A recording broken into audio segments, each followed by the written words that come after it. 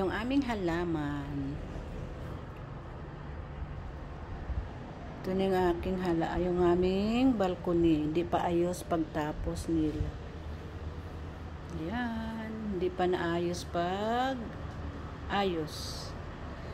Kulang pa. Dadagdagan pa yan ng lupa. Yung pinutulan na to. Yung dati, pinaano na siya, papagapang na lang siya dyan. Dati ang dami-daming halaman namin dito. Yung buhay pa yung amo kong lalaki kasi mahilig talaga siya.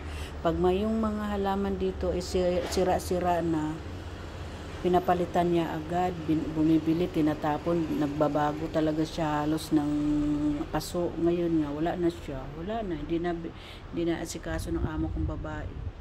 Saka yung driver na lang din nag-asikaso sa aming mga halaman. Ito dati, ang ganda nito, daming bulaklak to. Dalawang tatlo, puti, saka pink, orange. Ngayon, ewan ko, nangyari na pumangit na tuloy siya. Ito yung fountain na to, hindi na siya nakasaksak. Wala na yata tubig to. Wala na nga tubig. Wala na siya tubig. Yan. Pag kasi dati yung amo kasi doktor, pag nainip siya, yung siya, dito siya nagmuni-muni sa labas, dito na to, itong halaman na to, hindi pa to alam kung saan to ay ilagay, kasi iba ililipat din to sa paso, kasi maliit na yung paso, malalaki na sila. Dito siya dati, nakaupo siya dito, nagkakapi siya, dito yung amo kong lalaki, mahilig dito yung nagbabalkon.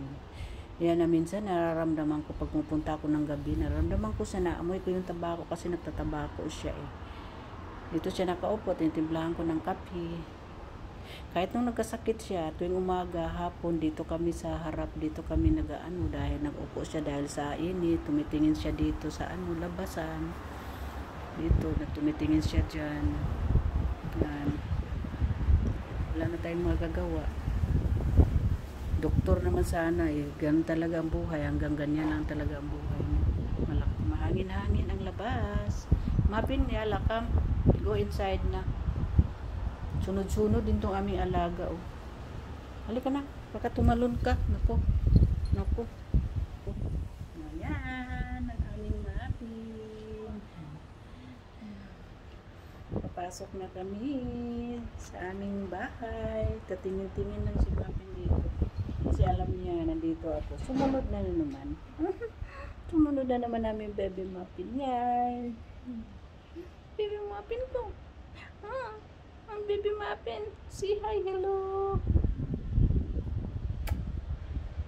Bye-bye. Thank you for watching. God bless you all.